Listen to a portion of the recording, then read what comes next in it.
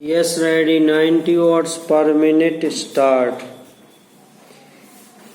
पिछड़ा राज्य होने के कारण लोग चाहते थे कि यहाँ के किसानों को सरकार की ओर से कुछ अधिक सहायता दी जाती, परंतु सरकार ने यहाँ के किसानों की आवश्यक मांगों को भी पूरा नहीं किया है।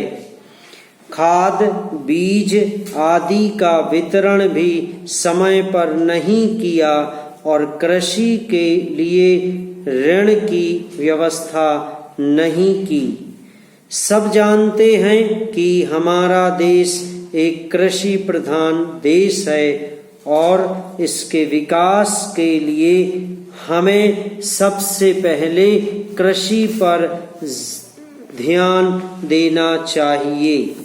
मैं आशा करता हूं कि अगले वर्ष के बजट में राज्य के समुचित विकास के लिए आवश्यक पैसे की व्यवस्था की जाएगी। पैरा महोदय, दूसरी और तीसरी योजनाओं में सरकार ने इस बात का विशेष ध्यान रखा था कि पिछड़े हुए इलाकों में कृषि विकास पर पूरा ध्यान दिया जाए, किसानों को अच्छे बीज दिए जाएं और खाद की पर्याप्त व्यवस्था की जाए।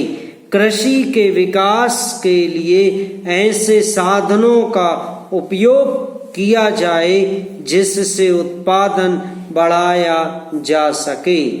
इन प्रयत्नों के कारण हमारे देश में कृषि क्रांति आई थी और हम कुछ हद तक आत्मनिर्भर भी हुए हैं।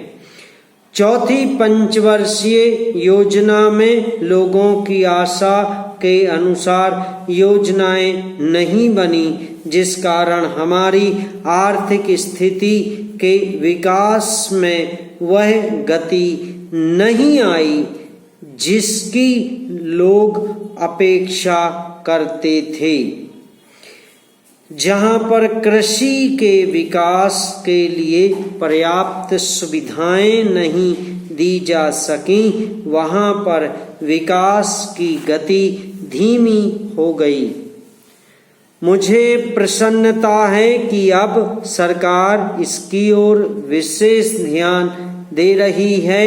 मैं तो केवल यह चाहता हूँ कि पिछड़े राज्यों को इसमें प्राथमिकता दी जाए।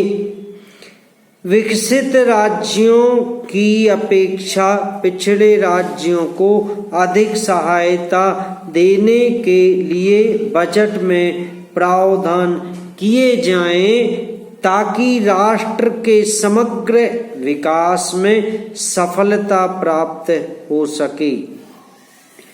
इस बहस में भाग के लिए आपने मुझे जो समय दिया उसके लिए मैं आपका अत्यंत आभारी हूँ। इन अल्फाज के साथ मैं अपनी बात समाप्त करता हूँ।